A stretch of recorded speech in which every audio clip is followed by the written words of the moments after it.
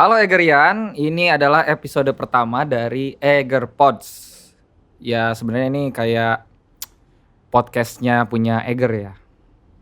Terus saya diminta untuk mengisi karena saya nggak kepikiran bikin podcast kayak gimana, nggak ada bayangan juga. Ini perdana bagi saya dan perdana juga bagi bintang tamu saya kali ini, yaitu Teteh Francisca Dimitri. Beliau adalah seorang Seven Summiters, bukan Seven Summiters Indonesia tapi Seven Summiters dunia. Tepuk tangan dong untuk Teteh Francisca Dimitri yang telah hadir ke hadapan kita semua. Biasa dipanggil apa nih Teteh? Biasanya dipanggil Didi aja, Mas. Didi aja, Didi berarti ya. Didi ini berarti Seven Summiters dunia. Berarti udah dari kapan tuh? Pendakian pertama tuh tahun berapa? Pendakian pertama dari Seven Summit ya berarti ya? Dari Seven Summit itu. Kita start di tahun 2014. Beres tahun 2018. 2008, baru banget tuh. 14 Baru banget. ke 18, 4 tahun. 4 tahun. Berarti mulai terjun ke dunia pendakian itu waktu SMA atau kuliah? Kuliah banget itu tahun 2013 saya baru masuk pencinta alam kampus. Terus di Unpar, Bandung. Oke. Dan baru akhirnya 2014 terbukalah kesempatan untuk jadi tim perempuan Indonesia untuk menyelesaikan rangkaian Seven Summit. Jadi baru masuk, terus tiba-tiba ada ceng, masuklah kalian. Iya. Gitu. Saya kira pas udah lulus kuliah atau gimana gitu. Ternyata baru setahun kuliah. Enggak, kuliahnya mah enggak setahun atuh lah. Saya masuk kuliah 2011. Oh 2011. Masuk pencinta alamnya 2013. Apa tuh nama pencinta alamnya? Mahitala. Mahitala. Masuk Mahitala 2013. 2013 berarti 2 tahun setelah masuk kuliah. Masuk Mapala setahun.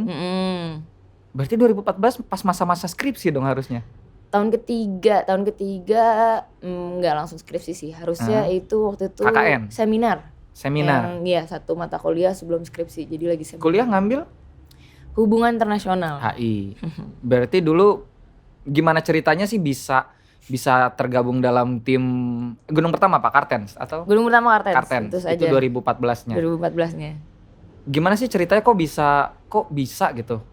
Seorang Didi ini terpilih waktu itu atau bervolunteer ke Mahitalanya untuk ikut pendakian itu, gimana ceritanya nih? Panjang ceritanya nggak apa-apa? Nggak apa-apa ya? dong, bagus jadi lama nih bagus. Jadi kalau misalnya masuk Mahitalanya sendiri, emang dari kecil udah sering dibawa jalan-jalan ke curug-curug, ya di bawah kaki Gunung Gede gitu kan. Terus seneng banget rasanya dulu dibawa kayak gitu. Tapi beranjak kayak udah SD gede, SMP gitu-gitu tuh udah jarang lah kita ke sana. Nah, mulai kepikiran kayaknya bisa nih kalau misalnya masuk SMA bakal masuk Sispala gitu-gitu. Ternyata belum dapat izin dari mama. Katanya, "Mama enggak rela anak perempuan mama masuk pencinta alam," gitu. Jadi belum boleh. Jadi malah sekolahnya dikirim ke sekolah ngisinya cewek semua. Waduh. Enggak ada tuh organisasi pencinta alamnya. Akhirnya pas kuliah kakak saya pun juga udah di Mahitala. Terus 2011 tuh 2011 baru banget Mahitala Unpar tuh selesai ngirimin cowok-cowoknya ke Seven Summit. Jadi emang lagi booming banget kan. Dan saya juga baru harus pas banget masuk kuliah. Jadi langsung kayak udah nih Unpar aja deh, kayak keren nih Mahitala gitu. Jadi masuk. Tapi nggak kepikiran bakal mau Seven Summit lagi. Ya udah masuk aja Mahitala Unpar supaya bisa jalan-jalan lagi menemukan kebahagiaan seperti yang kutemukan pada waktuku masih kecil gitu kan. Kaki Gunung Gede itu. Kaki Gunung Gede lah simbolnya gitu. Terus ya udah mulai memperdalam di Mahitala, walaupun biasanya kan kalau pencinta alam gitu-gitu ada masuk ke divisinya kan. Kalian mau apa? Apakah perairan ada rafting, ada diving, ada mungkin caving, ada climbing juga, ada mountaineering dan segala macam. Nah, saya tuh nggak ikut perdivisian itu karena setelah tahu banyak hal tentang kegiatan outdoor, ternyata resikonya gede banget. Terus jadi kayak lebih sangat berhati-hati, banyak takutnya gitu. Jadi kayak aku takut kedinginan, takut mati, kayak gitulah. Jadinya gampangnya kayak gitu karena baru tahu resikonya tapi belum pernah banyak terjun di lapangannya banget kayak gitu. Terus akhirnya tahun kedua di Mahitala ada rekrutmen nih buat perempuan-perempuan tim perempuan untuk Seven Summit. Cuman awalnya tuh jadi isunya udah beredar di sekitar Saker bahwa ya nih kita bakal mau ngirim tim perempuannya buat Seven Summit, tapi yang dibuka buat judul open recruitment-nya itu buat penggantian tali pemanjatan di Kartens Pyramid kayak gitu. Jadi ya udah daftar kan. Padahal kalau misalnya mau melihat karir saya 1 tahun di Mahitala itu bener-bener gak ngapa-ngapain karena banyak takutnya kayak gitu. Akhirnya kayak ya udahlah, belum tentu juga bakal keterima, saya nggak punya pengalaman apa-apa, yang penting daftar aja dulu. Terus kita ngelewatin seleksi, ada tes fisik. Tes fisiknya waktu itu apa aja ya, sabar agak lupa. Kayak sirkuit gitulah, kayak biasa disuruh lari, ada pos-posnya, di tiap pos ada yang push up, sit up dalam 1 menit berapa banyak. Terus habis itu kita disuruh sprint bolak-balik di tanjakan berapa itu kayak 38 derajat gitulah, pokoknya bolak-balik sprint.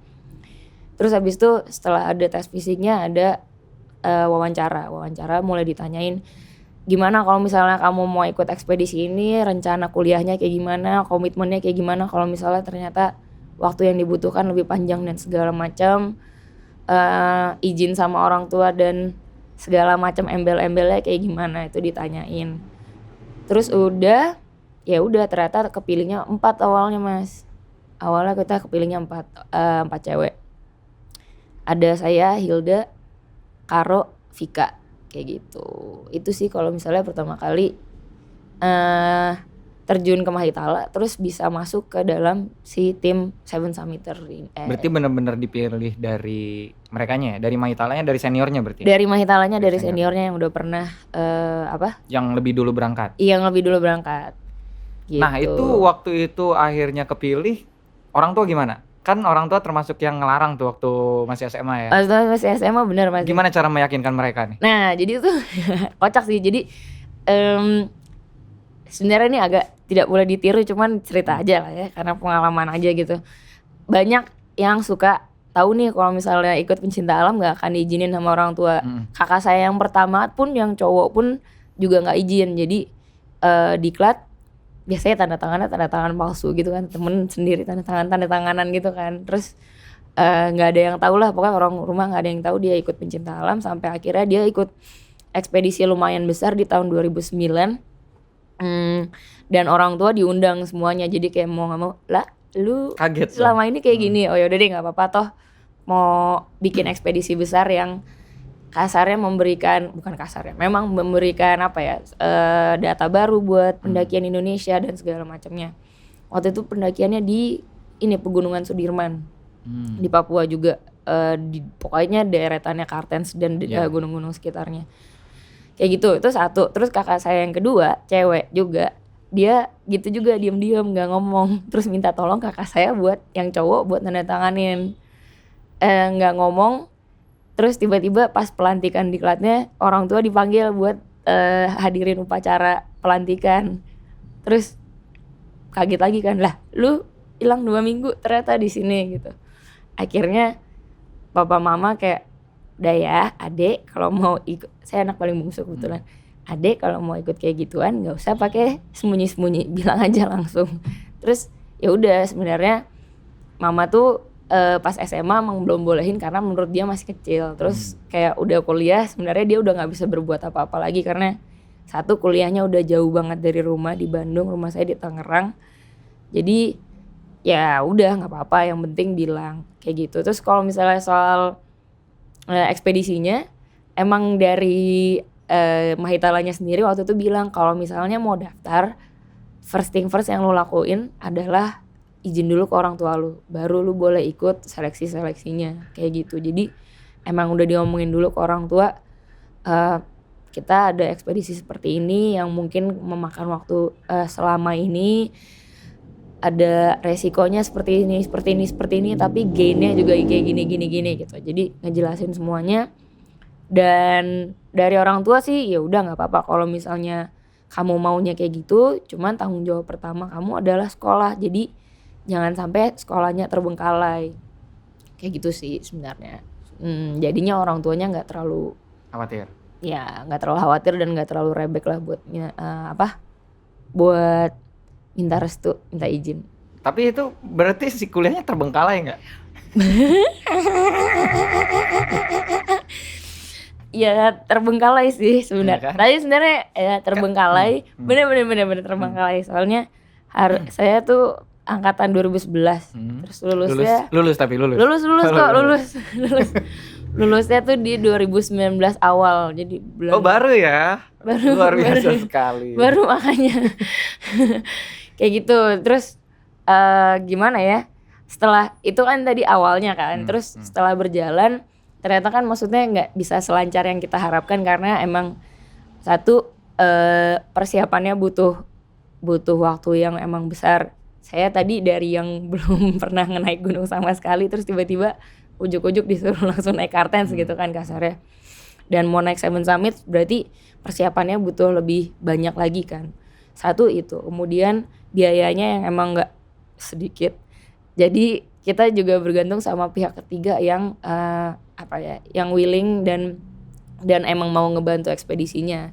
Dan itu nggak bisa kita pastikan bahwa ya kita mau berangkat bulan depan harus ada yang mau ya kayak gitu kan. Kita bisa nentuin target tapi kalau misalnya masalah pihak ketiga seperti ini kan emang agak sulit kan untuk dipastikan. Jadi agak bentrok sama dua faktor itulah, kita butuh persiapan dan tadi. Makanya bisa memakan waktu sampai 4 tahun itu 4 ya? tahun. Tadinya rencana awalnya cuma 2 tahun Mas. 2 tahun tapi jadi 4 tahun nih? 4 tahun. 4 tahun berarti itu kalau Seven Summit coba bisa disebut nggak nih? Yang pertama Kartens tahun 2014. 2014 bulan Di tahun yang sama Agustus. apa? Belum ada. Berarti Baru satu. Nah, biasanya kalau kayak gitu terus berarti 2015-nya 2015-nya kita ngambil Elbrus sama Kilimanjaro. Elbrus Kilimanjaro. Berarti langsung 3. 2014 1, 2015 2. Iya, betul. 2016-nya 2016 Aconcagua. 2016 akhir ke 2017 awal itu Vinson. Oke. 2017 Juli Denali. 2018 Mei Everest. Wow. Nah, kalau biasanya nih kalau untuk Seven Summit kayak gini, sponsornya apakah tetap satu atau ini ngambil resiko dulu, coba satu gunung, nanti cari sponsor lagi, atau udah di mapping dari awal bahwa udah bakal banyak sponsor yang masuk, atau gimana? Kita trial and error sih sebenarnya. Jadi kayak pertama kali banget, kayak gunung pertama tuh sebenarnya kita nggak pakai sponsor, kita ke Unpar lah karena sebenarnya biayanya nggak perlu banyak karena kita ada kerja sama tambang yang di sana gitu. Karena kita mau ganti tali kan, jadi mereka welcome banget buat oke, masuknya dari kami aja gitu. Jadi kita cuman pemenuhan alat doang sebenarnya, sisanya dibantu banget. Itu terus terus kita mulai nyari bener-bener sponsor lepas dari kampus sama sekali tuh setelah di gunung kelima. Gunung kelima 5, 6, tuh 7 pokoknya udah. Iya, udah lepas sama sekali. Dan di situ kita awal-awal nyoba kayak oke nih satu paket. Ada 3 gunung terakhir. Kita mau kurang lebih biayanya segini buat 2 orang. Kan waktu itu udah tinggal 2 orang. Oh, berarti dari 4 tinggal 2 sisanya. Buat 2 orang segini. Cuman ternyata biayanya itu agak bikin orang kaget juga gitu kan. Jadi dan ujuk-ujuk datang minta biaya segini, mungkin orang nggak banyak yang aware juga sebenarnya apa. Kita bisa ngasih penjelasan, cuman dia belum engage sepenuhnya mungkin sama, masih ragu lah ya. Iya, sama ekspedisinya. Jadi kita tarik mundur lagi, kita evaluasi lagi, kayaknya nggak bisa langsung segunjul-gunjul gini deh. Jadi kita pisah-pisah aja per gunung. Ya udah, jadi kita teknisnya setelah berikutnya ngirim proposalnya per gunungnya, jadi per gunung aja gitu. Tapi biasanya makin kesana makin mudah dapat sponsor ya, maksudnya makin banyak pembuktian makin mudah atau enggak? Ya betul. Ya, makin mudah ya. Ya benar kok, benar. Ya kurang karena lebih kan bener. Orang juga ngelihat oke, yang ini aja udah berhasil gitu. Biasanya mungkin untungnya pas awal-awal masih disokong sama kampus juga kali ya. Ya nggak kebayang juga nih kalau dari awal nggak ada gambaran banget. atau mungkin emang dari pihak kampus nge-support juga karena ada pendakian yang terdahulunya? Iya, karena ada yang Yang timnya terdahulunya, terdahulu, bener. oke. Jadi soalnya kayak yang terdahulu tuh kampus bener-bener nggak harus turun tangan sama sekali pun mereka bisa jalan gitu. Jadi dan dari situ kan kampus kebantu nih, mulai dari apa ya, iklan juga kebantu kan. Oh itu Unpar Iya, gitu iya, kan. iya. Jadi setelah ada yang mau lagi dan mereka udah dari pihak kampus sendiri juga udah, ya gue yakin kok sama kemampuan anak organisasi gue gitu. Dan selebihnya di saat mereka nggak bisa bantu pun mereka koneksiin ke apa ya, Oh iya, udah Ke- udah ada jaringan lah ya. ya alumni lah, Ya. tergampang kan alumni. Jadi ya udah kita ngider alumni aja. Kak kami dari ya gitu. Gitu kan pasti kerjaan anak acara, anak Iya betul. Kalau bikin ekspedisi. iya. Nah ini dari 7 gunung, biasanya orang, gue kasih pertanyaan paling klise dulu ya. Oke. Dari 7 gunung mana yang paling berkesan? Aduh Klise banget semuanya. gak? Klise banget gak sih? Tapi itu susah dijawab karena Semuanya berkesan. Karena mereka semua Oke. beda-beda di bagian dunia yang berbeda-beda. Betul. Pasti punya kesan yang beda-beda. Jadi kayak kesan semua. Aku bingung. Oke, kita ganti berarti. Dari Oke. 7 gunung, Mm-mm. daerah, bukan gunungnya ya, Iya. daerah mana atau kebudayaan mana yang sampai sekarang nempel gitu di kehidupan seorang Didi nih? Yang Nempel. bakal diinget terus, anjir nih kebudayaannya emang melekat banget gitu. Entah kebudayaannya, entah orang-orangnya. Apa nih yang paling gitu? Aduh, Ada nggak? semuanya gimana dong? Semuanya juga. Semuanya iya, soalnya kayak sabar ya, coba misalnya dari tapi sebenarnya kalau misalnya ngomongin kebudayaan banget ya, kita tuh nggak banyak interaksi Oke. karena nggak kadang kita udah spare waktu buat kita udah kasih spare waktu nih, waktu hari cadangan untuk ya ini kita explore dikit lah, kita coba interaksi, Daerahnya coba gitu ya. coba cari tahu apa sih sebenarnya di sini gitu. Tapi kadang kemakan sama waktu cuaca buruk di lapangan. Jadi Oh kayak iya, cuaca benar. buruk di lapangan kepake semua, jadinya keluar kayak ayo udah langsung keluar lagi kayak gitu. Cuman apa ya dikit-dikit sih berasa sih, kayak misalnya di mana kita coba contoh. Mana tuh, di mana? Nepal? Ya Atau- Nepal pasti ya nggak Nepal sih? pasti lah ya. Ya nggak sih? Iya. Pastilah. Soalnya unik banget gitu. Beda kan tempat-tempat yang kita datengin itu banyak kan auranya aura-aura peradaban western banget gitu, peradaban barat banget. Tapi sekalinya ke Nepal, Nah, sekalinya ke Nepal ada rasa-rasa Indonesianya dikit Iya, gitu. iya. Somehow karena kayaknya rumpunnya juga belum jauh-jauh banget, tapi apa sih, cara mereka berdoa dan segala macam kan unik banget kan, pakai apa ini namanya, Om Padme Mani itu lah ya. itu ya. Om Padme Mani. Itu doanya berarti waktu mau dilepas ke- Iya. Pas kita di Everest Base Camp itu ada upacara puja kan namanya kan. Jadi emang kayak wajib gitulah, semacam kita minta doa restu ke Comolungmanya sendiri, ke Sagarmatanya sendiri bahwa kita mau lewat, kita mau Keren banget ya. kita mau punten masuk gitu. Mudah-mudahan diberikan berkat untuk bisa selamat lah lewat dan berkunjung ke sana. Kayak gitu, itu seru banget. Seru banget. Itu seru. Nah, pertanyaan lainnya nih, kalau dari tetap soal 7 gunung tadi ya, yang termahal. Oh iya. Ada dua hal yang berbeda nih mahalnya soalnya. Mahal secara nominal sama mahal secara value-nya. Secara Soalnya nominal dulu. nominal dulu ya. Ya. Nominal Everest sih. Mahal tuh ya. Mahal. Berapa tuh? Oke. Pendakiannya doang ya. Ini berarti 2018 ya? 2018. Nah. Pendakiannya doang di luar pesawat. Pokoknya selain kegiatan di kota deh.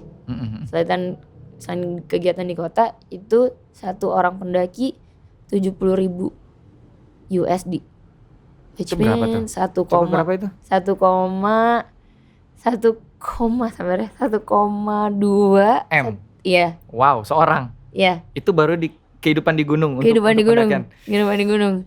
Luar biasa sekali. Untuk kawan-kawan yang mau ke Everest ya. Mm, Bukan cuma mau ke base campnya berarti itu ya. Iya. Atau ke apa tuh kemarin tuh kalau kawan saya ke muterin apa namanya? Si Jawin kemarin. Annapurna Circuit bukan? Bukan. Lupa. Pokoknya ada lah. Oh, iya. Temen-temen kesana juga. Mhm. Tapi nggak nyampe segitu lah berarti kalau sampai base camp paling nggak segitu ya. Enggak nyampe. Yang mahal justru mulai dari base campnya. Yang mahal kan tim supportnya, oksigen dan segala macam. Tapi yang uniknya Mas, BTW. Jadi saya dapetnya 70.000 nih. Di tahun 2017 itu pada saat saya main-main ke Vinson, terus ketemu ada orang Nepal gitu.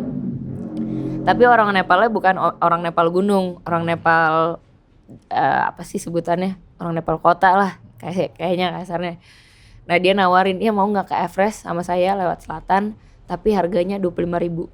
Kan jauh banget kan, jomplang kan. Terus kayak wow gitu. Terus kan. bedanya apa? Nah bedanya ternyata saya kan kayak wah murah banget, kenapa kita nggak deh kita waktu itu emang udah ada guide yang emang kita udah keker, kita mau sama dia aja, kita nggak mau macam-macam sama yang lain kayak gitu. Jadi emang agak nggak tergiur mau ada 25.000 ya udah. Jadi gimana guide-nya juga itu? Gimana Tergantung. guide-nya? Tergantung. Jadi ternyata saya Jaminannya baru juga tahu. gitu ya. Itu banget soalnya di selatan tuh lebih leluasa kalau mau bawa orang. Saya kemarin tuh lewat utara, lewat Tibet. Jadi emang lebih strict gitu loh, Tapi itu jalur yang umum kan kalau utara itu? Sebenarnya populer, cuman nggak bisa terlalu banyak dikuotain sama pemerintah Tiongkoknya. Itu sejak kapan pembatasan itu? Soalnya dulu kalau lihat di video-video tuh suka ada yang sampai ngantri gitu ke atas. Itu selatan. Itu selatan. Selatan tuh itu, selalu oke. selatan tuh lewat Nepal. Kalau Nepal tuh pasti ngantri. Nah, itu yang lebih leluasa. Jadi orang yang kasarnya mungkin nggak punya sertifikat buat bawa orang ke Everest pun bisa bilang aja saya bisa bawa kamu ke Everest kayak Kalau gitu. lewat selatan. Iya, Tapi jadi rate kegagalannya lebih tinggi dong. gitu. Jadi banyak yang apa sebutannya abal-abal. Oh iya. Iya, banyak yang Nggak ada abal-abal yang sertifikasinya lah ibaratnya. tapi Oke. mereka suka ngasih harga yang emang miring banget dan kadang orang bisa tergiur sama harga itu dan ternyata pas lagi eksekusinya perjalanan ekspedisinya mereka ya itu tadi keselamatan dan kenyamanan tidak dijamin sama sekali kayak ada. Itu takut juga ya namanya. Iya maksudnya daerah ekstrim kayak gitu kan.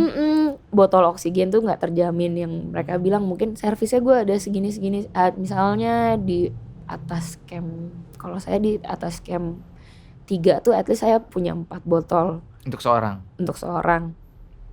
Bisa jadi yang dia tawarin yang 4 botol ternyata hari-hanya bisa nggak 4 botol kayak gitu. Cuma 2 misalkan. Misalnya Tapi kayak kan gitu. bahaya juga kayak gitu. Itu kan? sangat berbahaya. Iya, Terus iya. bisa juga tendanya mereka nggak dibangunin jadi mereka datang kayak ya udah masuk aja ke tenda yang kosong nggak tahu punya siapa, punya orang kayak iya, gitu. iya. Jadi perhatikan Bahaya teman-teman yang juga. mau naik Everest. Nah itu jadi ilmu baru juga tuh, banyak yang nggak tahu. Kemarin teman saya Zawin tuh ke Island Peak. Oh iya Island iya. Peak di mananya tuh? Kalau Island- dari Everest Base Camp tuh di mananya dia? Island Peak tuh dari selatan. Dari selatan. Iya maksudnya Everest yang naiknya dari selatan. Oke. Dari Everest Base Camp naik dulu. Saya belum pernah sih tapi. Oh lewat iya, tapi selatan itu dulu. dari selatan. Dari ya? selatan, Oke. dari selatan. Island Peak ya. Island- Nah berarti kalau gunung termahal secara biaya udah tadi, termahal secara value nih, secara pengalaman nih. value bukan pengalaman ya. Oh, secara value ininya, value apa ya? Kayak Everest tuh saya di gunung 34 hari. Oke. Harganya segitu. Nah, perbandingan ininya ya. Iya. Iya. Oke. Saya di Vinson di Antartikanya cuman 9 hari. 9 hari apa 10 hari ya? 10 hari kalau nggak salah. Tapi harganya 42.000 seorang. Buset. 42.000 tuh berarti kayak 600-an. Iya, 600 juta seorang. 600 juta. Itu untuk berapa tadi? 9 hari? 90 hari lah kalau nggak salah, kayak 10 hari deh. Ya, 10 Berarti hari. secara value lebih mahal itu ya? Iya, secara value lebih mahal itu. Kayak gitu. Karena kalau di Everest kan berapa hari sih total kalau Everest? Everest tuh Dari base camp Heeh. itu tuh 34. 34 karena ada aklimatisasi itu ya. Iya, bener banget. Berarti kalau dari yang akhirnya itu apa tuh yang tenda pos terakhirnya sampai ke puncak itu cuma berapa lama itu? Kalau dari sisi utara yang kita itu camp 3 paling tingginya di ketinggian 8.330 Segitu ya. Iya, soalnya kayak karena bentuknya udah curam, jadi itu si camp ini tuh bisa berbeda ketinggian gitu loh, ada range-nya gitu. Jadi dari 8.300 sampai 8.500 gitu kalau nggak salah, itu satu camp kayak gitu. Ke puncak, sabar, kita start setengah 11 malam, nyampe puncak jam 5 Pagi. ya. Berarti hitungan jam. 5, iya hitungan jam. Oke, Hitungan berarti jam. summit attack-nya hitungan jam. Betul. Yang lama aklimatisasi naik turunnya itu. Betul. Oke, Betul. nah dari masih seputar Seven Summit, menarik soalnya. Pasti banyak nih yang orang-orang juga, ya ibaratnya cita-cita tiap pendaki juga kan pengennya gitu. Pengennya gitu. Dari 7 gunung, kalau yang paling berkesan pasti semuanya berkesan. Tapi yang paling berbahaya, sampai Didi mikir gua nggak mau kesana lagi. Yang mana? Dari 7 nih. Kan mungkin oke lah Everest atau Vincent pengen kesana lagi gitu. Wah gue pengen suatu saat kesana lagi. Tapi dari 7 gunung ini mana sih yang nggak gue kapok, gue nggak bakal kesini lagi? Itu yang mana? Dan kenapa? Oke, sabar. Kalau kapok ya. Kapok bener-bener. Aduh anjir, males banget kalau mikirin kesana lagi gitu. Ada dong, pasti dari 7 ada dong. Tapi tuh kapok sih, cuman kayak penasaran lagi gitu loh sebenarnya ya. Tapi kapok tuh sebenarnya akon Kak gue. Kenapa? Akon Kak gue, dia tuh gunung keempat, terus tingginya tuh dia tertinggi kedua lah setelah Everest. Dia akon Kak gue tuh di Argentina. Dia tertinggi kedua setelah Everest. Dia tingginya 6.962. Berarti jauh banget dong ya, tertinggi kedua sama yang pertama ini jauh banget. Betul. Tapi dia tuh berbahaya karena jadi kalau di Everest itu ada yang disebut-sebut sama dead zone. Dead zone itu apa itu dead zone? Dead zone tuh startnya maksudnya dimulai dari zona kematian ini dimulai dari titik 7.000 meter di atas permukaan laut, karena di ketinggian ini tuh kadar oksigen udah kurang dari 30%. Oke, makanya butuh tabung itu. Seperti yang ada di kita sekarang lah kayak gitu. Jadi makanya butuh tabung, butuh tambahan oksigen kayak gitu. Nah, kenapa dead zone? Ya itu tadi karena ada kurang, jadi ada kemungkinan orang hilang, fatal di sana gitu kan, kematian nih gitu.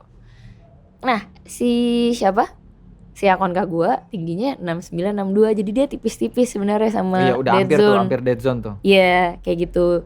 Cuman pendakian akon itu nggak ada sama sekali penggunaan oksigen. Jadi benar-benar banyak pendaki yang blunder, yang mabok tanda kutip tuh gara-gara kadar lack of oksigen itu. Jadi yang kita alamin sendiri sih beneran pas lagi summit attack. Itu tuh jalan awalnya kayak biasa aja, lama-lama tuh mulai berasa mulai yang kayak ringan, terus udah nyampe mulai jatuh, maksudnya jatuhnya nggak lebay ya, kayak cuman keduduk, tapi dari keduduk itu kayak lemes gitu ya, mau bangun kayak nggak bisa, nggak bisa kayak gitu. Jadi itu pas mau muncak berarti ya? Itu pas mau muncak, terus itu udah chaos banget. Terus itu semua kena kayak gitu atau? Itu semua kena, dan perlu digarisbawahi lagi, ini adalah gunung terakhir kita jalan bertiga. Jadi sebelum berdua. Jadi sama Karo nih bertiga. Pas kita mau muncak, Karo tuh udah mulai disorientasi lah dia. Krampon, tahu krampon kan teman-teman? Krampon tuh ada device yang device di attach di sepatu yang bentukannya tajam gitu, jadi emang nusuk itu ya? Iya, ngegrip es gitu. Ya. Nah dia tuh sampai nggak ngerasa kalau krampon kakinya dia sebelah tuh nggak ada sambil jalan kayak gitu. Separah itu ya? Separah itu, saking nggak udah kayaknya udah nggak bener banget lah gitu. Dan jalannya mulai lama banget, dan akhirnya kita kayak pilihan ada di Karo nih. Karo istirahat dulu sekarang apa? Lanjut. Karo mau kita istirahat dulu semua sekarang, apa Karo yang istirahat dulu sekarang, besok masih ada kesempatan buat muncak, nanti bisa dianterin sama guide-nya lagi ke atas buat besok kalau mau istirahat hari ini. Kalau kita lanjutin kayak gini terus, kita semua nggak ada yang nyampe puncak kayak gitu. So akhirnya Karo ya udah deh, gue istirahat dulu hari ini, kalian naik dulu. Ya udah kita berdua kan akhirnya sama guide sama satu orang klien guide-nya lagi. Ya udah naik kan kayak gitu tadi yang udah jatuh terus kayak kura-kura ngelayang gitu lah, loh. iya, Iya iya. iya. Kayak kura-kura yang jatuh tempurungnya kebalik terus kayak nggak bisa bangun sampai dibantuin orang kayak gitu. Nyampe di atas capek banget, kerasa banget capek. Pas turun udah mulai mau gelap-gelap gitu. Terus udah mulai halusinasi sih, kita semua halusinasi dan apa ya, nggak fokus dia udah malam nih. Terus biasanya tuh kita kalau ke atas pakai buff buat nutupin muka gitu kan, buat nutupin hidung juga dan Biar mulut. nggak kebakar juga kan. Iya biar nggak kebakar. Terus pakai headlamp terus kayak lumayan ada agak hujan-hujan salju gitu. Jadi pandangannya tuh bener sekecil lampu. Terbatas ya. Iya lampu headlamp memandang gitu loh. Jadi nggak bisa lihat kemana-mana, nggak fokus juga, jalannya jatuh-jatuh gitu, kocak. Kocak lah pokoknya. Nyampe pagi itu atau? Nggak pagi, cuman yang kocak saya dan Hilda partner saya ini, kita berdua denger si Karo manggil-manggil, Hilda, Didi gitu kan. Terus kita kayak oh ya ngikutin suara. Pada saat itu banget kita nggak bilang kayak itu Karo manggil, bukan gitu, cuman kayak ya otomatis aja udah nggak ada tenaga, intinya cuman mau perjalanan ini selesai doang, ngikutin suara yang udah ada tenda gitu kan. Ternyata usut punya usut, kita setelah udah selesai pendakian udah di Jakarta lagi kayak iya gue waktu itu denger Karo manggil. Iya Karo emang waktu itu sempat bangun manggil? Enggak, gue tidur sepanjang malam. Terus kayak oke. Berarti siapa tuh kan udah halu. Kita halu parah. Terus udah mau deket camp, saya tuh saking capeknya cuman pengen tidur doang, tapi kita semua tuh masih tetap harus jalan karena belum nyampe camp sebenarnya. Tapi udah mau deket. Apa sudah beres nih? Udah iya pas mau turun dari puncak. Terus lagi diem, lagi kayak ngecek arah mau kemana campnya. Saya ketiduran, pas saya bangun orang-orang udah pada hilang. Udah pada gak ada. Terus saya kayak gimana nih ya, mimpi kali ya. Jadi halunya udah parah, udah Itu, chaos dan banget. itu benar-benar dari pengaruh oksigen itu ya? Itu pengaruh banget dari Iya, oksigen iya. itu. Dan itu capeknya kayaknya masih berasa sih dikit-dikit lah. Sekarang masih tahu lah, masih kayak itu capek banget ya Tuhan, kayak gitu kan. Tapi ketika turun naik itu kerasa nggak sih yang pas dari oksigen tipis terus jalan turun gitu? Itu kerasa nggak sih jadi enak lagi paru-paru atau malah jadi aneh karena perbedaan oksigennya kan, oksigen levelnya beda jauh dong. Kalau dari naik ke turun dari atas ke bawah deh. Iya, dari atas ke Maksudnya bawah. kan kalau dari bawah tadi makin atas makin ringan tuh, makin kita mungkin nggak ngerasa itu tipis tapi otak udah kurang oksigen tuh. Nah, kalau misalnya lagi hari muncak sih biasanya nggak akan kerasa lebih lega sih. Kalau apalagi kalau misalnya kondisinya lagi capek. Soalnya tadi badannya udah capek duluan, jadi sebenarnya dia nggak dengan harusnya kita mendapatkan oksigen yang lebih padat pun nggak gitu berasa kayak gitu. Cuman setelah malam tidur dan besoknya turun itu udah berasa banget, udah kayak ringan banget ya nafasnya. Jadi enak. Nggak ada apa-apa gitu Iya, loh. Jadi iya. kayak kemarin kenapa ya kita kayak gitu ya? Tapi separah itu banget. ya. Itu capek banget sih, itu berasa banget Tapi capek. berarti kapok tapi pengen kesana lagi. Penasaran gimana rasanya kalau misalnya saya udah tahu nih celahnya gimana gitu Iya, buat iya. Atau ngadepin. mungkin bawa oksigen atau gimana Enggak sih, kalau bawa oksigen enggak sih kayaknya. Soalnya akan susah karena emang bukan gunung yang membutuhkan oksigen. Oke, Berarti dan kayak stok di sana juga kayaknya nggak ada orang yang nyediain ya ya kayak kayaknya. gitu, kecuali buat keadaan emergensi di Ya, tempat dokter sarnya lah gitu. ibarat, iya, Iya, oke. kayak gitu. Sana aman. Ini maafin loh pendengar Egerian kalau banyak suara klakson mobil, soalnya syutingnya di tengah-tengah hutan besi ya. Hutan besi. Nggak apa-apa, kita sambil menikmati Jakarta siang hari. Iya, wow. Berarti asli dari Tangerang nih. Asli Tangerang Selatan. Tangsel. Tangsel. Oh, anak Tangsel nggak mau dibilang anak Tangerang ya? Soalnya jauh banget gak sih dari Iya, Tangerang iya. ya kan? Soalnya saya pernah nih main ke Tangsel tuh mereka anti dibilang. Oh, iya. Nggak bisa, kita bukan anak Tangerang, kita anak Tangsel. Bukan. Kita anak Tangsel. Oke. Kita anak Tangsel. Nah, ini yang saya penasaran adalah ketika proses dari 2014 sampai 2018 terakhir, itu tekanan makin berat gak sih? Maksudnya di kota, ketika seorang Didi balik lagi ke kota, terus orang mengeluh-elukan setiap pulang turun dari gunung, pasti ada tekanan dong.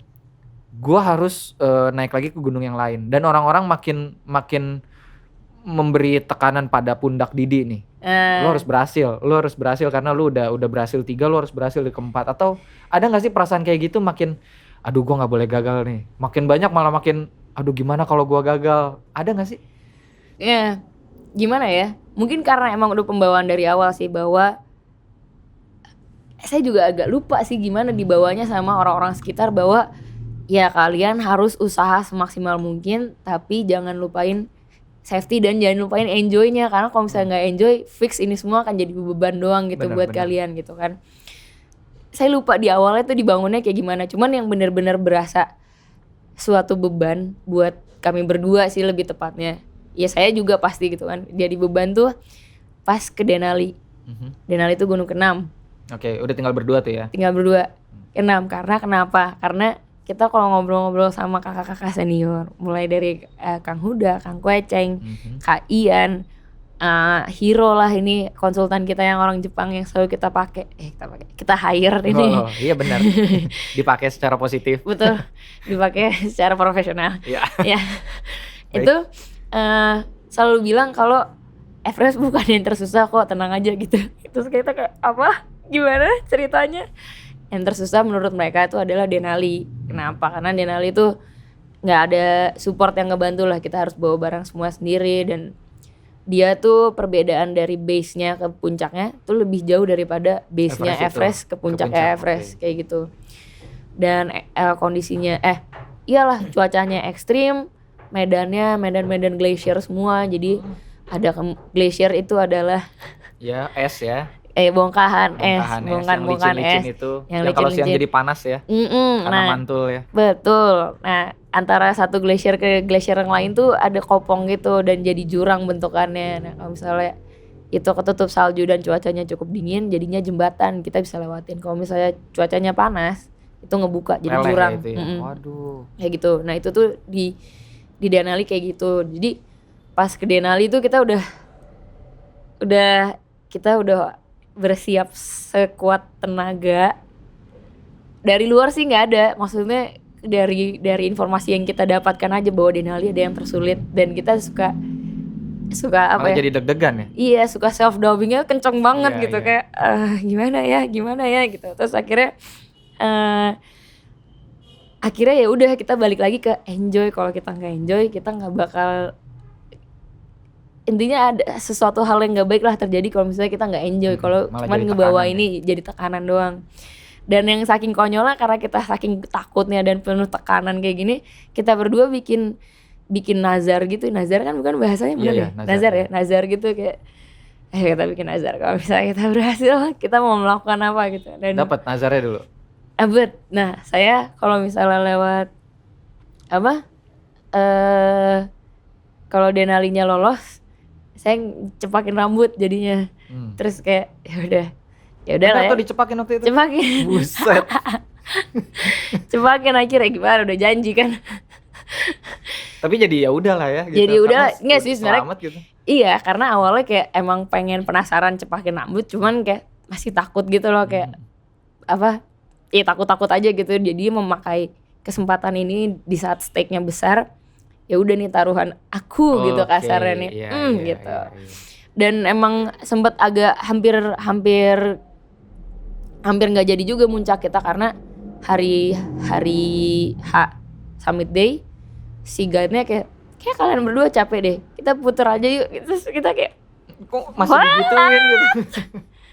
What? Terus mereka kayak oke, kita nggak fair kalau kita ngomong kayak gini, soalnya kayak abis ngantri gitu loh, ngantri. Terus dia bilang kamu lambat sih soalnya. Lah abis ngantri boy. Sebel banget. Gimana? Tapi ternyata bener nggak sih itu yang tersulit, enggak kan? Kalau setelah ngelewatin semuanya, yang paling sulit kondisinya ya, maksudnya faktornya banyak kan, nggak cuman gunungnya doang, kitanya juga kan siap. Lah, iya, siapnya apa enggak? Fisik mental gitu. Yang paling sulit yang tadi tak bilang gitu, si Akonka gua. Kalau Denali tuh gunungnya sebenarnya sulit, cuman kita puji Tuhan dikasih cuacanya aman banget. Oh iya, itu juga ngaruh banget ya. Itu ngaruh banget. Di alam ya. Iya, cuacanya tuh wah, yang tadinya harusnya kita tuh dapet Denali season akhir. Nah, season akhir tuh justru harusnya rawan kecelakaan karena udah mulai panas parah. Jadi harusnya ngebuka semua nih si jurang-jurang es ini. Dan harusnya cuacanya semakin tidak terprediksi, jadi bisa banyak badai dan segala macam. Ternyata kayaknya beberapa hari sebelum kita masuk dan dari awal season itu dibuka sampai beberapa hari sebelum kita masuk, itu tuh badai total. Badai total, banyak yang nggak berhasil summit. Pas kita masuk langsung Cerah ya. Langsung ya ini udah, kalau bukan gara-gara bantuan doa-doa orang-orang yang ada di Indonesia mah kita mah nggak dapet yang begini. Bener sih, itu ngaruh banget sih, namanya kondisi di alam itu nggak bisa diduga kan. Iya banget. Oke. Dan ya keren tuh, gila Seven Summit ya. Saya mah Seven Summit Indonesia aja udah alhamdulillah. Saya juga kepengen tahu Gila. Seven Summit Indonesia belum kesampaian. Tapi pertama itu langsung Kartens, benar-benar langsung Kartens atau sempet Hmm. di luar Mapalanya deh, sempat gak sih gunung-gunung apa gitu? Ini lagi di luar Mapala. Tadinya tuh saya kan udah punya kakak Mapala nih kan ya. Terus kayak kak Ini mau, benar 3 bersaudara tuh anak gunung semua intinya. iya betul. Buset. Papa saya juga kebetulan. Ya ampun, turun temurun ini emang bener. Nah, saya mau kayak kak pinjem barang dong, mau naik gunung sama teman-teman. Nggak ada kalau lu belum masuk pencinta alam. Oh berarti emang ketat ya dari keluarga juga? Iya, mereka nggak mau saya naik gunung sembarangan. Oke. Nggak tahu basic-basicnya, malah jadinya celaka kayak gitu. Jadi nggak dibolehin pegang sama sekali alat-alat itu kalau misalnya belum diklatsar. Jadi setelah diklatsar baru boleh. Dan gunung pertama tuh Papandayan. Emang nggak nyari puncak sih. 2000 berapa tuh? 2013. Oh masih udah beda sama sekarang. Sekarang jadi lucu-lucuan banget lah itu. Aku juga sempet ngecek tuh Sempet ya? sekarang. Ya ampun kok gini. Ada tower-tower tinggi gitu Iya, kan buat iya. lihat sunset Udah. gitu-gitu. Iya. Terbantukan sekali ya. Iya bener, itu Terbantukan kayak sekali. hiking ceria lah kalau Hiking sekarang. ceria banget kayak gitu. Sama Gunung Gede udah. Gunung Abis itu Gede, langsung oke. Kartens. Berarti Diksar itu penting banget ya, maksudnya kita mau dapat Diksar dari mana entah, tapi itu untuk tahu dulu mountaineering atau apa nih disebutnya? Tadi katanya nggak mau disebut Oh mountaineering. iya, kegiatan alam bebas. Kegiatan alam bebas itu alam penting bebas. ya kayak gitu ya. Penting banget soalnya kalau nggak tahu basic, banyak hal yang bisa jadi celah, dari alat lah, dari misalnya persiapan fisik lah, dari kemampuan baca medannya, dari baca petanya dan segala macam. Kompas ya apa semua, navigasi lah ya. Iya, itu tuh ngaruh banget ke dari baca peta aja buat kita bikin persiapan. Terus dari persiapan harus tahu dulu misalnya kita butuh berapa kali makan besar, butuh berapa kali makan logistik ya. dan segala macamnya. Dan kalaupun nggak Mapala, saran saya sih kalau misalnya punya ketertarikan kayak gini, nyari mentor lah at least gitu. Iya, karena betul, setuju. Dengan adanya mentor tuh lebih dalam lah pasti pengetahuan, yang nggak cuman hal-hal yang bisa kita dapat dari internet atau dari buku. Pasti ada, misalnya dia punya pengalaman apa yang ya pasti ada gunanya lah ke kegiatan apalagi di lapangan ya. Iya bener. Jadi itu sih, itu banget sih harus ada diklatsar dalam tanda kutip. Benar. Either itu mentor atau ya masuklah ke organisasi yang punya diklatsarnya. Karena ya sempat nanya juga sama Wabongkeng waktu itu ya. Saya nanya apa yang harus dibawa ke gunung. Ya Wabongkeng tetap kekeh dengan prinsip dia, yang dibawa tuh harus mental, fisik, pengetahuan dan alat. Itu banget. Dan rata-rata mungkin ya sebagian besar pendaki sekarang selalu sibuk mematenkan alat tapi tidak fisik dan mentalnya gitu, dan pengetahuannya. Karena dengan alat secanggih apapun, ibaratnya sih kalau yang saya lihat, seorang teman pernah bilang seorang pelari dikasih sepatu bagus itu ya cuma menjadi sebuah kelengkapan agar dia lebih mudah berlari. Tapi memang dia harus tahu cara berlari dulu kan. Bener banget. Dan di dunia pendakian hal seperti itu kayaknya kepake banget ya. Bener banget. BTW Wabongkeng itu dulu setia sama bapak saya di mana. Wow. Gitu. Jadi kayak ya di situ-situ aja sebenarnya. Iya. Masih sering ketemu Wabongkeng nggak sekarang? Kalau saya jadi sering kan gara-gara ekspedisi. Nah, ntar kita bahas nih ekspedisinya juga. Ini kita muter dulu nih ke saya ada hal lain yang penasaran nih. Setelah Seven Summits 2018 berarti sempat mendaki apa lagi? Sempat mendaki. Nah, jadi selama persiapan yang Seven Summit itu. Oh iya, di sela-sela nih. Di apa sela-sela mendaki? di sela-sela tuh kan kita pengennya kayak oh ya ada latihan, oh ya awal-awalnya yaudah yuk gunung-gunung bagus yang di luar yang jauh-jauh kita jadiin latihan gitu kan. Terus soto yang jadi pelajaran nggak sih itu berapa kali belajar. Jadi pertama kali kita ke Sindoro Sumbing di tektokin. Oke. Terus kayak oke, bisa sih. Cuman Sindoro Sumbing terlalu bagus deh buat di tektokin. Terus habis itu nextnya Argopuro. Terus Argopuro biasanya orang berapa hari sih? 5 hari. 5 harian. 4 malam. Lah, ya. 5 hari 4 malam ya. Terus saya sebagai orang operasional saya ngitung kayak enggak kok kecepatan kita bisa 4 hari 3 malam. Yeah. Ternyata jadinya kayak padat banget dan nggak bisa enjoy yang kayak di Cikasur nyantai dulu, main-main air dulu. Karena udah biasa jadi sistematis ya. Sebenarnya planning atau gimana? Sebenarnya gara-gara di planning terus ngaruh ke beli tiket dan segala macam. Jadinya nggak bisa digeser lagi gitu loh. Jadi kita harus strict keburu sama beli tiket pulang juga ya. Iya. Akhirnya belajarlah dari situ bahwa oke, latihan jangan pakai gunung-gunung yang cantik, biarlah kita gunung-gunung sini aja yang mau bosen deh. Jadi kita tuh biasanya buat dipakai latihan tuh Gunung Burangrang, Ciremai, Gede Pangrango, udah gitu aja. Burangrang juga lumayan tuh. Lumayan. Kalau dibolak-balikin lah. Burangrang bolak-balikin BTW. Jadi iya ya. Itu gimana sekali bolak-balik gimana? Saya sekali juga males loh itu. Oh ya seriusan. Apalagi kalau lagi musim hujan kan kemarin ke sana. Ampun. Itu banget. Jadi jalur air tuh semua. Itu banget. Jadi saking kita udah bingung latihannya kemana dan gak kepengen jauh-jauh buang-buang ongkos latihan, jadi kayak udahlah Burangrang tektok bolak-balik gitu. Weekend Burangrang tektok, jadi 2 kali cuman harus kurang dari 2 jam kayak gitu. Buset. Setiap kali naik ke atas tuh harus kurang dari 2 jam. Jadi ke atas 2 jam, di bawah 2 jam. Di bawah 2 jam. Di bawah 2 jam. Turun gak dihitung biasanya. Terus naik lagi. Naik lagi. Sehari bisa berapa kali tuh? 2 kali. Buset. Ya 2 kali BTW. Males juga ya. Nah, males makanya BTN jadi. Wow. Nah, tapi ini kalau setelah. Jadi asumsikan setelah Seven Summit pengen atau sempat nih dari 2018 ke tahun ini mendaki gunung tanpa ada tekanan pengen latihan. Gunung apa aja? Ya. Jadinya setelah pulang Everest itu Rinjani nggak pakai. Oh itu akhirnya ya Rinjani ya. Telat banget ya berarti. Telat banget, maafin ya teman-teman. Prosesnya terbalik ya. Prosesnya kebalik BTW, iya bener banget. Rinjani terus. Rinjani udah kira dan itu bagus banget sih, cuman. Nah, yang membedakan nih kalau dari Rinjani sendiri terus sama gunung luar atau sempat ke Gede juga. Yang membedakan apa sih? Maksudnya apakah persiapan kita tetap harus sama gunung luar sama gunung? Kita kan tropis ya, lebih ke tropis ya. Terus apakah dari tingkat kesulitannya tetap lebih sulit gunung luar ataukah berbeda atau gimana? Kalau menurut saya pribadi sih ya, maksudnya pasti setiap pendaki gunung punya penilaian beda-beda. Nah, kalau menurut saya pribadi beda. Jadi kayak nggak bisa mana yang lebih sulit, mana yang lebih. Kalau yang Gunung Seven Summit pasti jauh lebih ekstrim karena high altitude satu, ya kan. Kalau misalnya cuman dibilang kalau misalnya dibandingkannya sama gunung es, Medan dibandingin sama gunung tropis gitu. Gunung tropis yang tanah banyak rotan misalnya atau banyak batu gitu, menurut saya susahan justru yang hutan. Banyak tanah, banyak yang batu. tropis lebih susah. Iya, kalau soal Medan ini ya, Medan pijakan ya. Karena kalau gunung es itu sangat membantu dengan ada krampon, dia kan jadi kayak berdiri udah stabil gitu kan, udah nge-grip.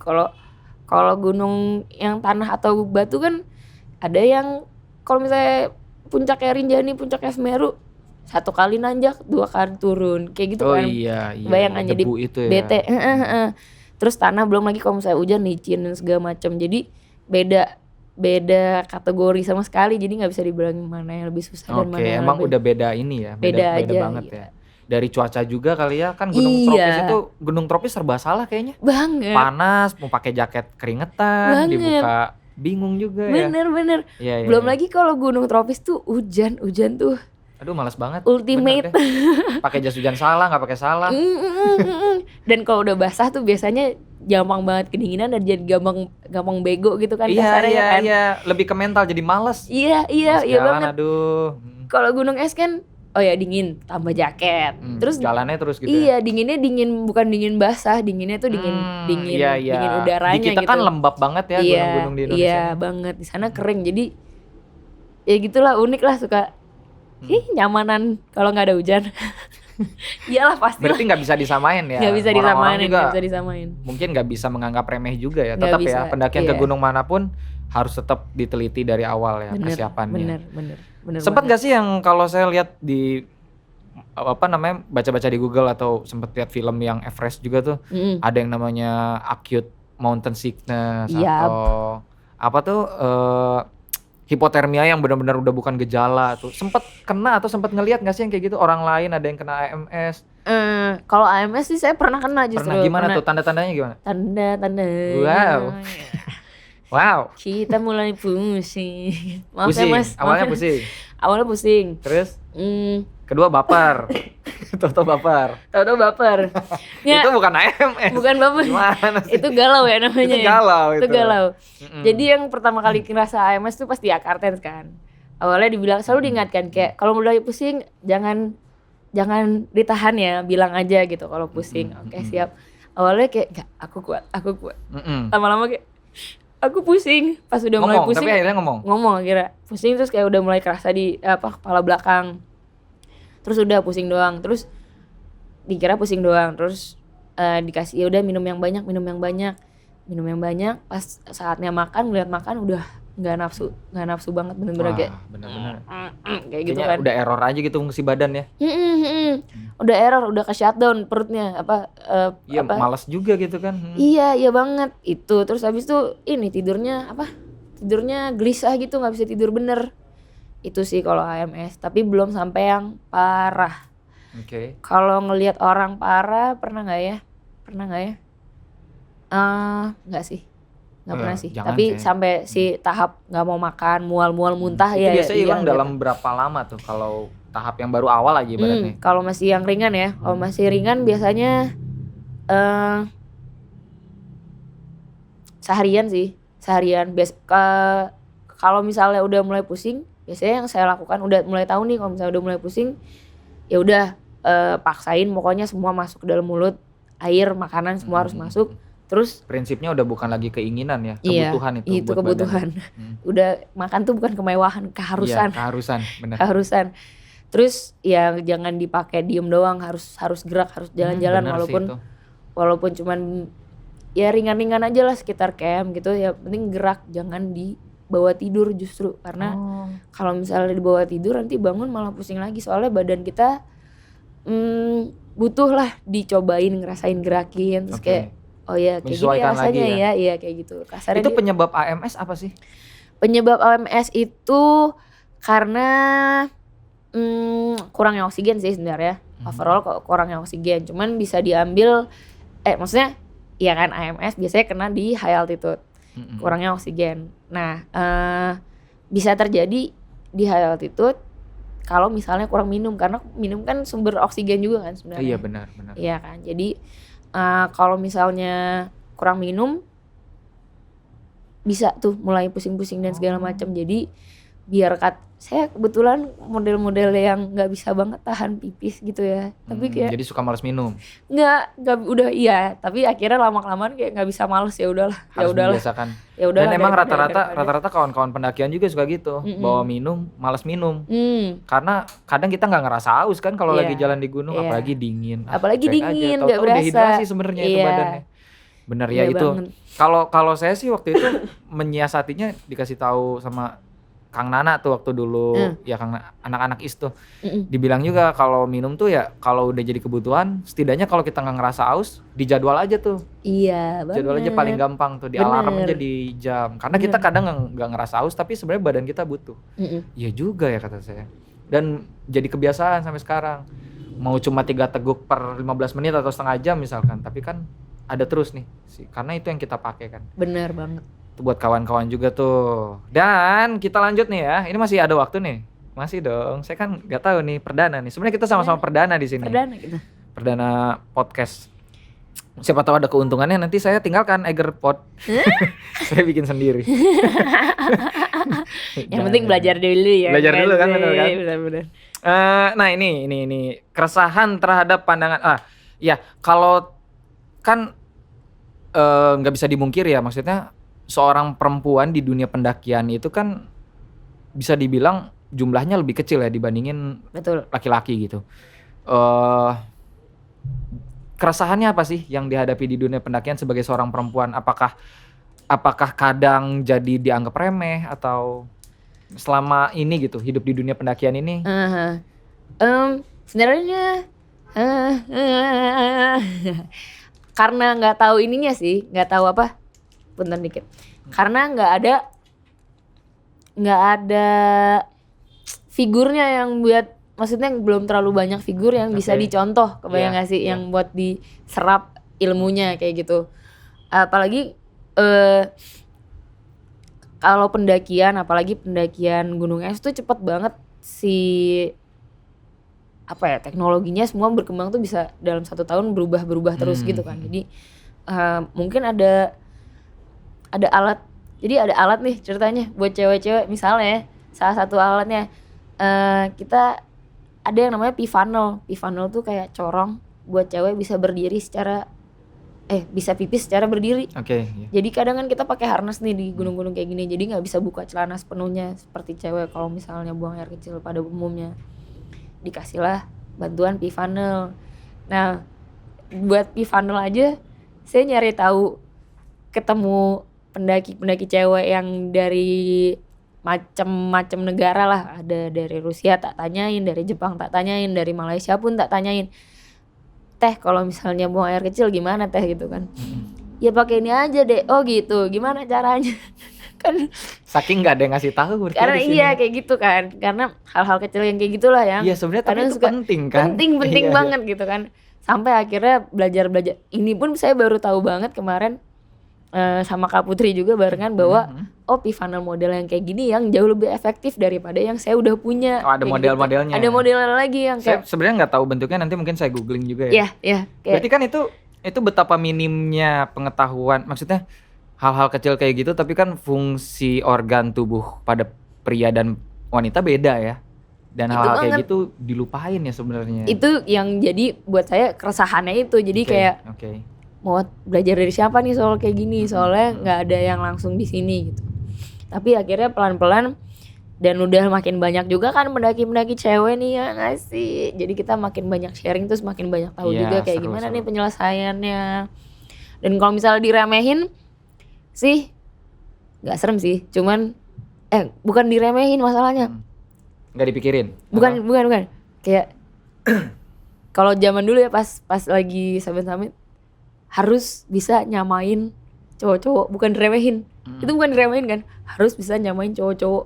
Tapi Jadi kesannya kalau nggak digituin nggak bisa nyamain gitu.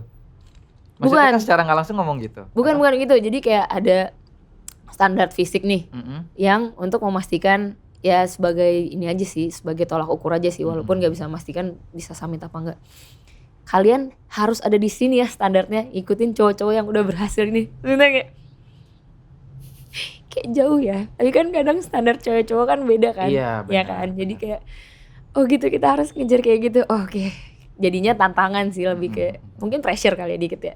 Pressure kayak oh damn, kita harus ngikutin cowok-cowok.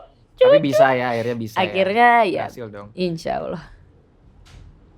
Dan misalkan kalau kata Didi tadi, para pendaki wanita Indonesia ini jarang mempunyai figur, saya rasa Didi menjadi salah satu figur ya yang patut diidolakan oleh cewek-cewek. Mungkin kedepannya nanti kalau saya share akunnya, siap menjawab pertanyaan mbak-mbak yang mau mendaki ya. Siap Karena lah, banyak sekali emang siap. banyak sekali pertanyaan yang masuk seperti gimana cara mendapatkan. Ya, sebenarnya hal yang mungkin kalau di usia Didi sekarang gitu, pertanyaan-pertanyaan kayak gitu remeh banget, kayak gimana cara dapetin izin, gimana caranya bisa meyakinkan orang tua. Tapi kan kita semua, bahkan saya yang cowok pun pernah ada di fase itu, fase dimana susah banget ngeyakin orang tua kalau kita ke gunung tuh aman sebenarnya kalau persiapannya aman. Betul. Dan saya rasa mungkin beberapa orang tidak diizinkan pergi ya karena itu tadi, karena SOP-nya tidak tahu, karena diksarnya tidak betul, atau tidak mendapatkan diksar, tidak mendapatkan pendidikan, jadinya susah dapat izin. Dan pasti setelah ini akan banyak yang mengidolakan Didi dan juga mungkin mengajukan pertanyaan-pertanyaan seperti itu dan harus siap menjawab. Siap menjawab. Sebenarnya bagus juga. Dan apa ya, proyek selanjutnya nih saya dengar-dengar kan kalau yang bareng Eiger Adventure tuh Hakaka-Borazi ya. Hakaka-Borazi. Hakaka-Borazi. Nah, Hakaka-Borazi. Nah, ini banyak yang nggak tahu Hakaka-Borazi itu apa sih? Nama gunung. Nama gunung, Dari betul. Hakaka-Borazinya dulu. Itu nama gunung di Nama gunung di Myanmar. Dan Myanmar.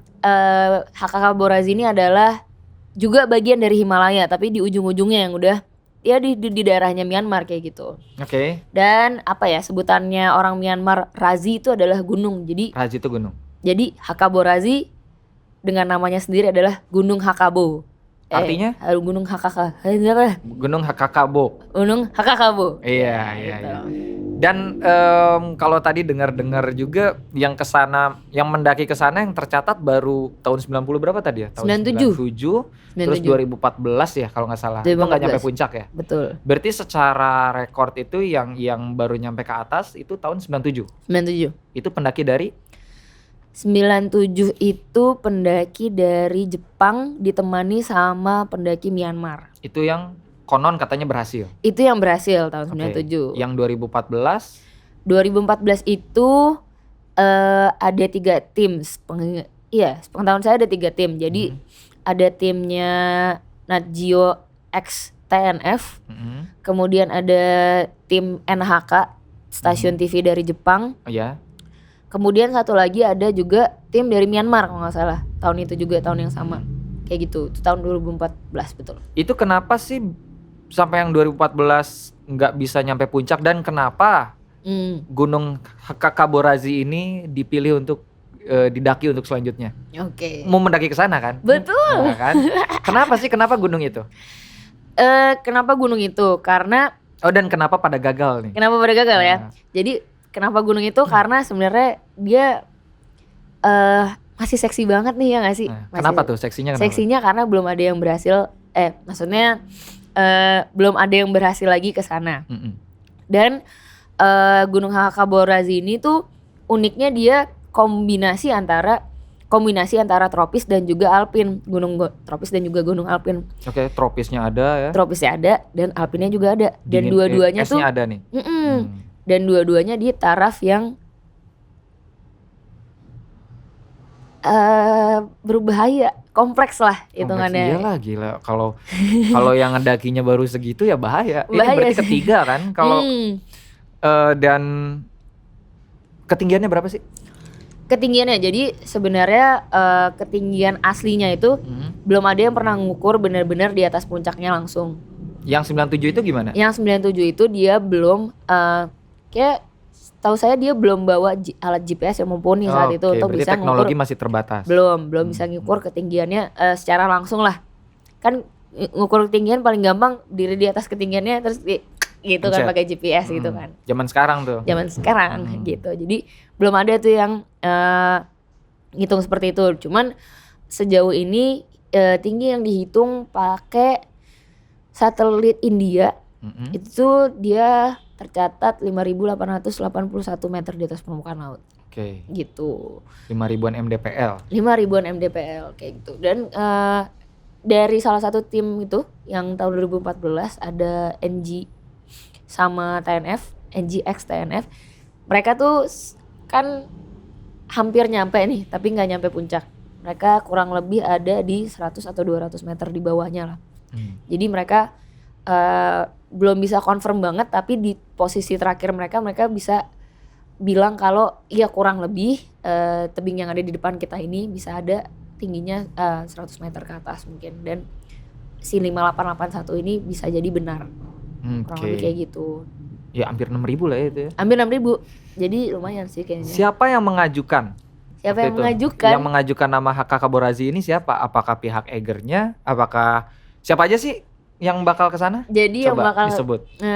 Didi, timnya saya, Kak Putri, Putri Handayani ya. Kak Putri Handayani, kemudian Kak Sofian Arifesa, Kak Nur Huda, Wow, yes, Kang Kueceng, Kueceng. sama Kak Agi. Oke. Nah, Dokumentasi ada tuh berarti. Atau beda lagi orangnya? dokumentasi nanti bakal beda lagi sih orangnya. Itu ikut juga sampai atas. Sejauh ini belum tahu sih. Belum tahu. Sejauh ini Ya kan belum tahu. susah juga tuh bawa Susah kamera juga ke atas, soalnya ya. harus punya skill mountaineeringnya juga karena Betul. medan bagian atasnya si bagian gunung alpinnya si Hakaborazi ini juga lumayan curam lah. Kalau jadi referensi kami itu kita bisa lihat dari video timnya NHK ini, mereka dengan sangat baiknya, dengan sangat terbuka tangannya untuk share hasil dokumentasi mereka ke kita. Kemudian secara publik juga ada filmnya NGX TNF ini yang bisa dilihat di YouTube, Facebook sih sekarang kalau misalnya yang versi panjangnya. Dan itu medannya kalau saya bisa sosokan baca. Kalau saya mau baca itu kayak 70-80 derajatan lah itu miringnya. Jadi kayak iya, jadi kayak ya itu terus-terusan gitu berarti. Enggak terus-terusan sih sebenarnya. Dari abis tropisnya. Abis tropis tuh jalan dulu lah biasa gitulah. Nanjak. Bonusnya dia di bagian bawah gitu. Bonusnya di bagian bawah. Terus mulai naik ke punggungan sebelah Sebar, kalau nggak salah ingat sebelah utaranya. Terus mulai ngikutin, ini belum terlalu curam. Begitu udah naik, terus kayak nyebrangin si summit ridge-nya ini, nyebrangin terus mulai lewat selatannya. Terus dari situ baru yang mulai terjal parah, mulai yang kayak tebing-tebing banget kayak gitu. 80 derajat itu tadi. Iya, ini beneran tebing bahkan jadinya kayak 90 kali kayaknya ya. Harus siap tali temali tuh. Itu banget, harus kencang banget tali temali. Makanya kita sebagai tim juga pertama kali latihan tuh kemarin kita ke New Zealand, Mas. Oke, New Zealand itu November ya kemarin katanya ya. Betul. November ya. New Zealand kita di sana. Ke mana? Di namanya daerah Mount Cook, oke. Daerah Mount Cook. Itu untuk tali temalinya atau? Itu untuk mountaineering course-nya. Jadi technical mountaineering course. Ya itu tadi tali temali, terus kemudian ice climbing kita juga belajar di sana. Rescue kita juga belajar di sana. Kita kalau sampai ada apa-apa nih ya. Iya, dan rescue-nya bener-bener yang kemungkinan terburuk yaitu adalah one on one. Satu orang harus nyelamatin satu orang yang lain. Iya. Dan siap langsung tuh. Iya banget, dan langsung di es. Terus itu seru banget sih. Walaupun berat, soalnya kan saya hitungannya yang paling ringan di tim. Jadi berarti lawan saya semuanya lebih berat nih daripada saya. Bayangin nanti harus nyelamatin. Jadi waktu itu pasangan saya siapa ya? Kak Agi. Bukan. Iya benar Kak Agi. Okay. Pasang-pasangan gitu kan. Iya, jadi yang beratnya hampir mirip lah ya. Kak Agi jatuh, gak juga sih. Kemarin Kang Huda sama Kang Koeceng soalnya. Iya jauh tuh. Jauh kan? Gimana jauh coba? Kan? Tapi kan tenaganya sama kali mereka. Iya, tenaganya bisa lah. Jadi Kak Agi jatuhin badan ke jurang es gitu. Tapi emang udah tersambung sama saya. Terus saya harus nahan bebannya dia sambil masang pengaman, masang jangkar di salju dekat saya supaya saya bisa narik beliau ke atas. Itu tidak sengaja atau latihan atau emang disengaja? Latihan disengaja. Terus gantian. Oke. Gitu. Jadi nah kemarin latihan kedua di Raung ya. Kenapa milih Raung nih? Latihan kedua di Raung. Kenapa di Raung ya? Karena kita nyari medan yang tropis juga. Kemarin kan New Zealand pertama kali kan kita esnya emang full es kan. Kayak gimana nih kalau di es. Nah kita sekarang mau nyobain di bagian gunung tropis nih. Tapi yang juga butuh pertalian. Pertalian kasih gitu. Jadi kita nyari ke Raung dan nyobain Raung di jalur selatan. Yang baru buka banget tuh. Kalian yang buka? Bukan kita yang buka. Bukan kita buka. Kang Kuli Gunung yang buka. Nama Instagramnya Kuli Gunung. Terus ya udah kita lewat situ, dan ini agak kocak sih walaupun tanpa disengaja. Perjalanan kita di Raung itu kurang lebih mensimulasikan perjalanan yang sudah orang ke Hakaborazi. Jadi mulai dari mereka naik ojek dulu di awalnya. Oh itu disimulasi banget tuh. Padahal kita tidak disengaja, okay. Cuman ternyata di Raung yang ada fasilitasnya ternyata seperti itu. Kita naik kereta dulu nih kan ke mana kemarin kita naik kereta? Surabaya, habis itu dari Surabaya ke Kalibaru. Kalibaru. Dari Kalibaru habis itu dibawa tronton ke desa, aku lupa. desa apa ya namanya? Nantilah kita kembali lagi ke desa itu. Tapi itu berarti bukan jalur raung yang biasanya kan? Bukan Oke. bukan jalur raung kali baru kan biasanya kan? Mm-mm. Kali baru. Nah, ini tuh nama jalur selatan kok bener. Mm-mm. Jalur Beda selatan. puncak ya kalau nggak salah ya. Beda puncak, Oke. iya. Kita puncaknya pertama di puncak selatan dulu, terus Baru ke yang puncak baru dari jalur melipir biasa. ke puncak Oke. sejati kayak gitu. Dan ada naik motornya, terus barang-barang kita dibawa naik motor kayak gitulah, kurang lebih sama persis. Jadi kayak wah ini Simulasi kita ya? simulasi bener gitu, padahal tadinya sebenarnya Nggak nyarinya disengaja bukan itu. itu. Iya, Iya, oke. nyarinya cuman gunung tropis yang kita juga sambil main tali temali gitu. Nah,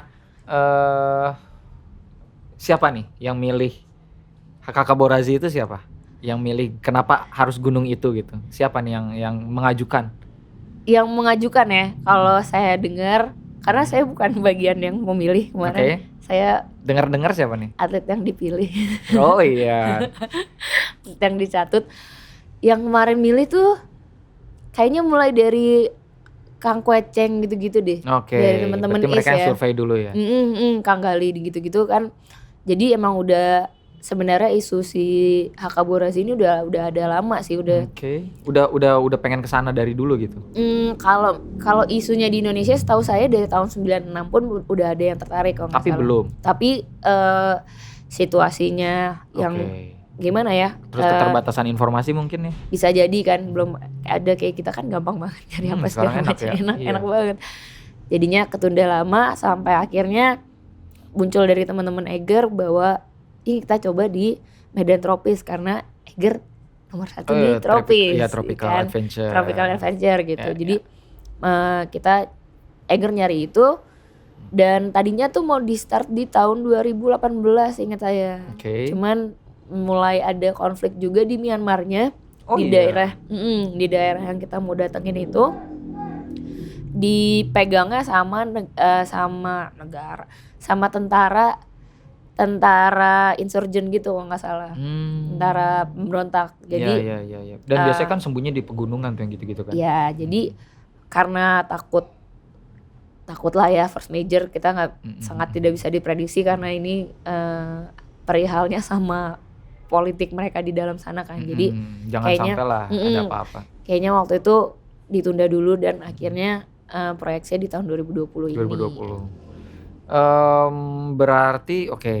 Nah, yang milih nama Didi biar masuk nih siapa dan alasannya kenapa? Waktu itu Seriusan nih? ya waktu itu kan ditawarin dong pasti mereka bilang, "Di mau ikut nggak?" Masa cuma ikut yuk gitu dong kan, nggak, bukan ke Lembang ini. Seriusan? Kayaknya Iya kan waktu itu. kayaknya yang kayak Ikut ke yuk, Lembang gitu gitu. deh. Oh iya gitu, ya ampun. Itu kan maksudnya itu salah satu yang berbahaya gitu. Lu kayak Bener. wah ini gua harus live and death gitu ke situ. Terus masa diajakin diikut yuk? Kayak gitu atau gimana tuh? Siapa yang ngajakin? Siapa yang ngajakin? Yang ngajakin Ya. saya waktu itu Kak Ian. Kak Ian itu yang salah Sofian ya. Oh, iya, iya, Sofian iya. Arifesa. Jadi Kak Ian, Mm-mm. Kak Ian udah tergabung dulu di dalam timnya. Terus emang Eger setahu saya emang nyarinya pendaki-pendaki yang emang udah punya pengalaman di pendakian high altitude dan gunung es kayak Oke. gitu. Karena Oke. apa ya? Ya mungkin akan lebih efektif dan efisien sih Betul, karena udah ada daripada pengalaman kan. daripada harus nyari dan mulai belajar lagi dari awal gitu. Oke.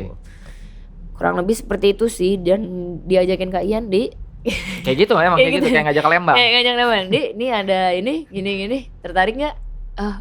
Ya tertarik dong. Tertarik Ya, pasti jelas enggak Kak, lah. gimana Kak? Gimana? Masa Walaupun enggak? udah punya bayangan, oh ini emang gunungnya ekstrim banget sih sebenarnya, Iya, tapi iya. ya ikut aja dan dulu gitu. bener-bener kayak tantangan berbeda lagi ya. Sangat berbeda karena dibandingin sama yang Seven Summit kemarin, gunung-gunung yang saya lewatin itu adalah gunung-gunung komersil, jadi Yang supportnya orang udah berulang kali ke sana betul, dan udah ada rutenya yang ya. Oke. iya orang-orang udah berkali-kali ke sana, jadi nggak perlu untuk nyari rute baru. Kemudian untuk masalah support pasti ada, sistem rescue-nya juga sudah ada SOP-nya gitu. Nah kalau di HK Borazi ini harus nyari rute, walaupun Buka kita jalur lagi. buka jalur lagi, walaupun Terus pasang tali temali. pasang tali temali, terus supportnya kita harus gather sendiri lagi nanti. Iya, Maksudnya Dari Dan konsumsinya gimana tuh logistik kan? itu sudah. Belum lagi Wow. rescue-nya yang emang agak agak apa ya, agak riskan sih. Makanya yang Soalnya dilatih itu ya dari awal ya. iya, dan rescue keluar gunungnya juga lumayan riskan karena dia gunungnya padat banget dan apa kalau saya iya gunungnya padat banget Padat dan maksudnya hutan lebat gitu ya. hutan lebat tapi ada gunung tingginya gitu, Iya, kebayang sih, kebayang, dan bisa kebayang. kabut ke atas. Terus kalau misalnya Iya. mau ada rescue helikopter, let's say mereka juga pasti agak akan sulit ngambil resiko terbang di kondisi yang nggak kelihatan apa-apa tapi Benar, ada benar. kemungkinan nabrak, ya nggak sih? Wow, luar biasa sekali ya, ekstrim sekali. Es krim. Ekstrim sekali. Jadi ya saya doain sih yang terbaik. Semoga ini pendakian ekspedisi HKK Borazi ini berhasil. Bulan apa nanti? Agustus ya? Bulan Agustus kita bakal Agustus. dilepas. Bakal dilepas. Semoga berhasil kepada para berapa sekarang 7 pendaki berarti total? 6. 6 Enam. pendaki. Semoga 6 sukses, semoga dapat mengharumkan nama bangsa karena Amin. ini berarti pendaki Indonesia pertama ya ke sana. Wow. Amin, Saya amin. pengen ikut tapi sadar diri. Ikut aja nggak apa-apa. Enak aja. Saya kan gak kayak diajak ke Lembang. Bener ya? Gak gitu Nanti ya? saya ke sana, oh Nggak tidak, saya malah merepotkan. Jadi saya doakan saja, saya Terima akan kasih memantau banyak. bersama kawan-kawan dari tim Eger di Bandung ya. Betul. Dan mungkin sebelum closing nih, kayaknya wah ini kita nggak kerasa ngobrol udah sejam. Sebelum closing, mungkin saran-saran untuk kawan-kawan yang nggak usah ke HKK Borazi dulu deh, mungkin nggak, mungkin itu bukan buat umum ya. Tapi untuk kawan-kawan yang bercita-cita ingin Seven Summit dunia, apa yang mereka harus persiapkan? Oke.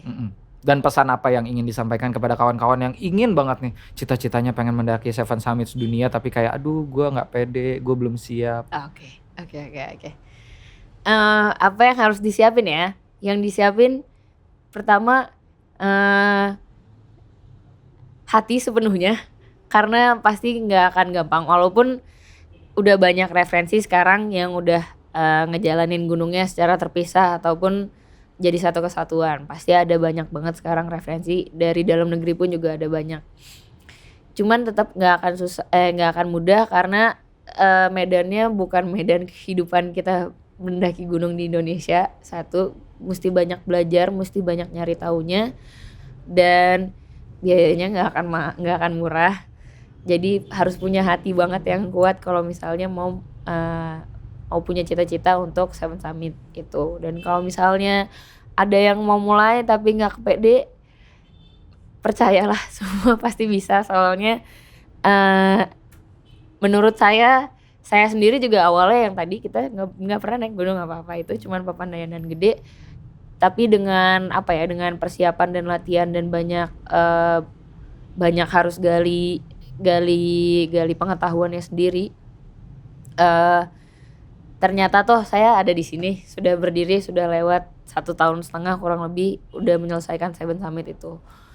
Jadi jangan takut buat mulai aja dulu, ajak orang sebanyak mungkin yang kalian percaya buat tetap jaga kalian di lane yang kalian mau, di jalan yang kalian mau, dan cari orang yang udah pernah karena itu pasti bermanfaat. Di luar pasti baca buku dan nyari referensi dari internet, ngobrol sama orang langsung personal itu akan jauh lebih akan sangat amat melengkapi persiapan kalian sih. Itu aja. Mantap sekali. Terima kasih sekali lagi kepada Teteh Francisca Dimitri. Semoga sukses ke depannya. Tepuk tangan untuk Francisca Dimitri. Terima kasih banyak. Mantap.